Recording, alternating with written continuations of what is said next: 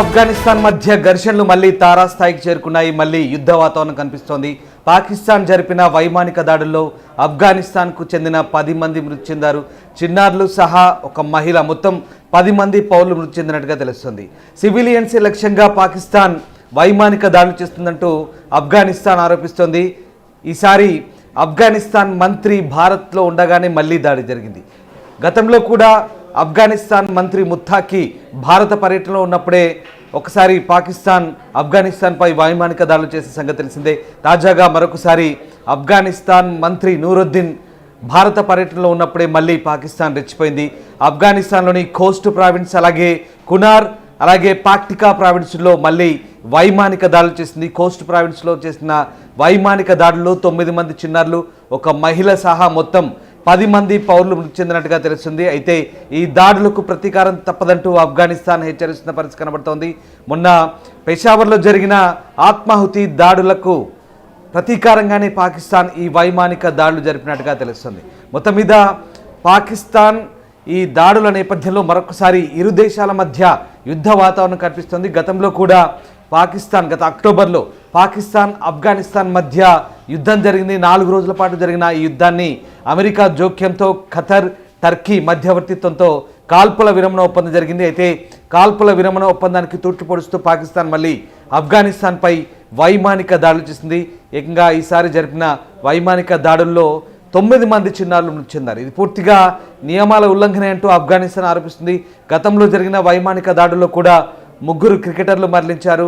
అంతకు ముందు కూడా చాలామంది పౌరులు లక్ష్యంగా, అలాగే టీటీపీ నాయకుల లక్ష్యంగా పాకిస్తాన్ దాడులు చేసింది. అయితే ఈసారి కూడా తెహ్రీకే తాలిబాన్ పాకిస్తాన్ హస్తం ఉండడం వల్లే పాకిస్తాన్లో వరుసగా బాంబు దాడులు చోటు చేసుకున్నాయంటూ పాకిస్తాన్ ఆరోపిస్తుంది. ఈ ఆరోపణల నేపథ్యంలో మరొకసారి టీటీపీ లీడర్లే లక్ష్యంగా దాడులు చేసినట్టుగా తెలుస్తుంది.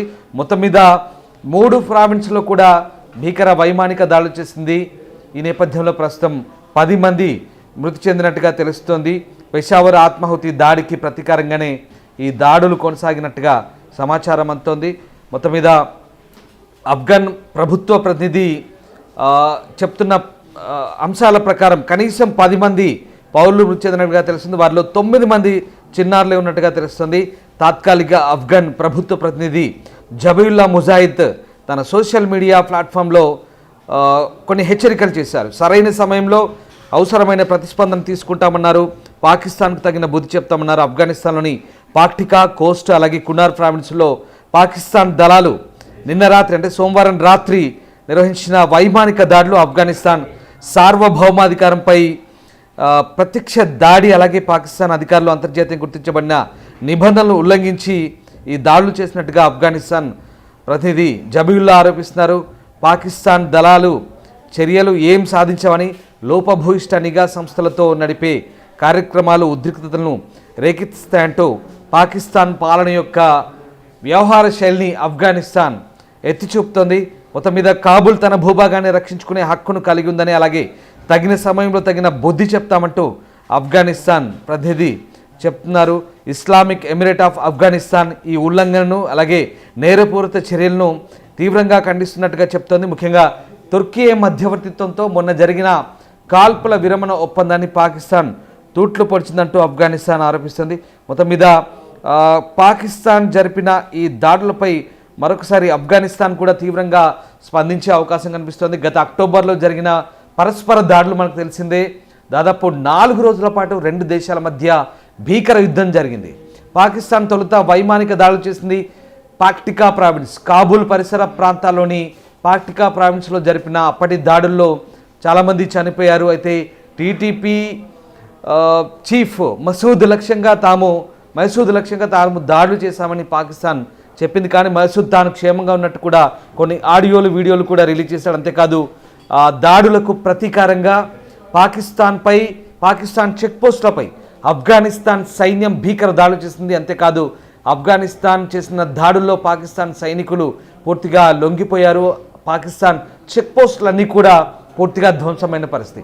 ఆఫ్ఘనిస్తాన్ జరిపిన దాడిలో మొత్తం 58 మంది పాకిస్తాన్ సైనికులు మృతి చెందినట్టుగా కూడా ఆఫ్ఘనిస్తాన్ ప్రకటించుకుంది. అయితే కేవలం తమ వైపు నుంచి 20 లేదా 23 మంది మాత్రమే చనిపోయినట్టుగా పాకిస్తాన్ తప్పుడు లెక్కలు చూపే ప్రయత్నం చేసింది. మొత్తం మీద పాకిస్తాన్ సంబంధించినటువంటి 25 చెక్ పోస్టులను ధ్వంసం చేసి అక్కడ చెక్ పోస్టులో పూర్తి స్థాయిలో ధ్వంసం చేస్తూ పాకిస్తాన్ జెండాలను తన్నుతూ ఆఫ్ఘనిస్తాన్ సైన్యం వాళ్ళను లొంగదీసుకున్న వీడియోలు కూడా ప్రపంచవ్యాప్తంగా సర్క్యులేట్ చేసింది. అంతేకాదు ఆఫ్ఘనిస్తాన్ సైనికులకు జేజేలు పలుకుతూ కాబూల్లో గ్రాండ్ వెల్కమ్ కూడా చేశారు, సెలబ్రేషన్స్ కూడా చేసుకున్నారు.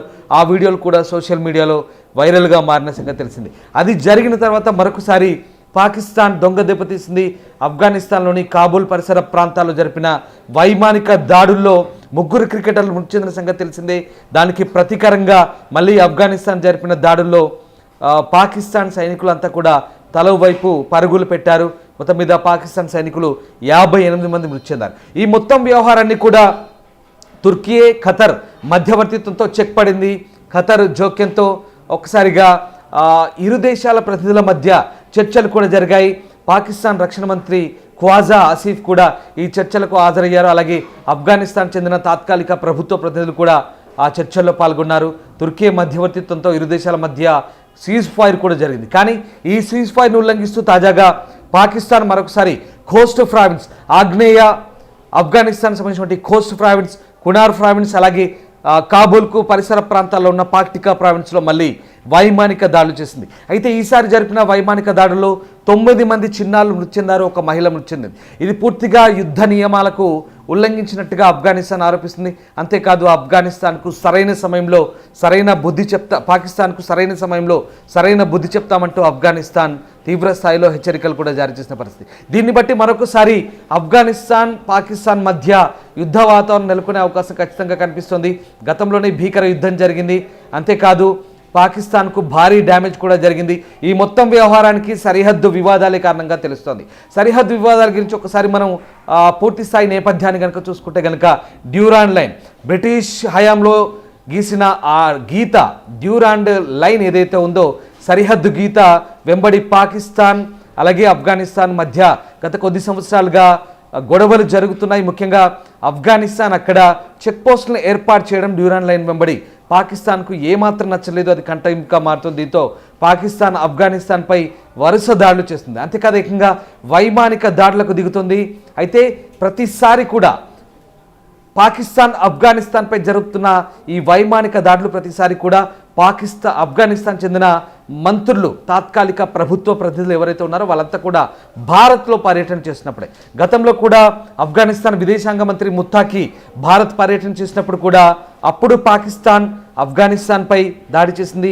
ఈసారి నూరుద్దీన్ అనే వాణిజ్య మంత్రి, ఆఫ్ఘనిస్తాన్ చెందిన వాణిజ్య మంత్రి భారత్లో పర్యటిస్తున్నప్పుడు కూడా మళ్ళీ ఇలాంటి దాడి జరిగింది. ఈ మొత్తం వ్యవహారాన్ని బట్టి చూస్తే అర్థమవుతుందంటే పాకిస్తాన్కు భారత్కు ఆఫ్ఘనిస్తాన్ దగ్గరవడం ఏమాత్రం ఇష్టం లేని పాకిస్తానే ఈ దాడులను చేస్తుందనేది చాలా స్పష్టంగా అర్థమవుతుంది. హిందుస్థాన్, ఆఫ్ఘనిస్తాన్ బాయ్ బాయ్ అనే నినాదాల మధ్య ఇటీవలి కాలంలో 2 దేశాల మధ్య కూడా సంబంధాలు మెరుగుపడుతున్నాయి. 2 దేశాల మధ్య కూడా వాణిజ్య సంబంధాలు మెరుగుపడుతున్నాయి. అంతేకాదు ఆఫ్ఘనిస్తాన్కు భారత్ ఎప్పుడు వెన్నుదన్నుగా నిలుస్తుంది. అమెరికా దాడుల తర్వాత, అల్ ఖైదా సంబంధించిన దాడుల తర్వాత ఏదైతే ఆఫ్ఘనిస్తాన్ పునర్నిర్మాణంలో భారత్ పూర్తి స్థాయిలో సహకారం చేసింది. ఆఫ్ఘనిస్తాన్లో రోడ్లు నిర్మించింది, ఆఫ్ఘనిస్తాన్లో పార్లమెంట్ కట్టించింది, విద్యాలయాలు కట్టించింది. ఆఫ్ఘనిస్తాన్ పునర్నిర్మాణానికి $100 బిలియన్ సొమ్మును భారత్ సహాయం చేసింది. అంతేకాదు ఆఫ్ఘనిస్తాన్ పునర్నిర్మాణంలో భారత్ తన వంతు పాత్ర పోషించింది. దానికి విధేయంగా ఆఫ్ఘనిస్తాన్ భారత్కు ఎప్పుడు స్నేహాస్తం చేస్తోంది. భారత్కు ఆఫ్ఘనిస్తాన్ మధ్య వాణిజ్య సంబంధాలు కూడా కొనసాగుతున్నాయి. అయితే చమన్ లాంటి చెక్ పోస్టుల దగ్గర కొన్ని ఆటంకాలు కొనసాగుతున్నాయి. ఎందుకంటే భారత్ ఆఫ్ఘనిస్తాన్కు మధ్య రవాణా ఏదైతే మార్గం ఉందో అది పాకిస్తాన్ గుండా కొనసాగుతుంది. అవి పాకిస్తాన్ యుద్ధంతో మూతపడ్డాయి. అంతేకాదు మొన్న భారత్ పాకిస్తాన్ మధ్య జరిగిన ఆపరేషన్ సింధూర్తో కూడా ఆ చెక్ పోస్టులన్నీ కూడా మూతపడ్డాయి. దీంతో వాగా అటారీ బార్డర్ దగ్గర రావాల్సిన ఆఫ్ఘనిస్తాన్ వాణిజ్య వాహనాలన్నీ కూడా అటువైపే ఆగిపోయిన పరిస్థితి. తాజాగా కూడా మరొకసారి ఈ వాణిజ్యం కాస్త ఇబ్బందికరంగా మారిన పరిస్థితి. ఈ నేపథ్యంలోనే అక్కడ వాణిజ్య మంత్రి భారత్లో పర్యటించి ఈ అంశాలపై చర్చిస్తున్నారు. అలాగే ద్వైపాక్షిక అంశాలకు సంబంధించిన చర్చలు జరుగుతున్నాయి. ఇదే సందర్భంలో మరొకసారి పాకిస్తాన్కు కంటగింపుగా మారింది. మరోసారి పాకిస్తాన్ ఆఫ్ఘనిస్తాన్పై వైమానిక దాడులు చేసింది.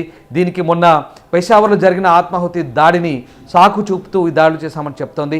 ఈ మొత్తం దాడుల వెనుక టీటీపీ ఉంది. అంతేకాదు టీటీపీకి ఆఫ్ఘనిస్తాన్కు భారత్ పరోక్షంగా సహకరిస్తుందంటూ కూడా భారత్పై నిందలు వేసే ప్రయత్నం చేస్తుంది పాకిస్తాన్. అయితే ఆఫ్ఘనిస్తాన్ మాత్రం ఖచ్చితంగా దీనికి బదులు తప్పదంటోంది.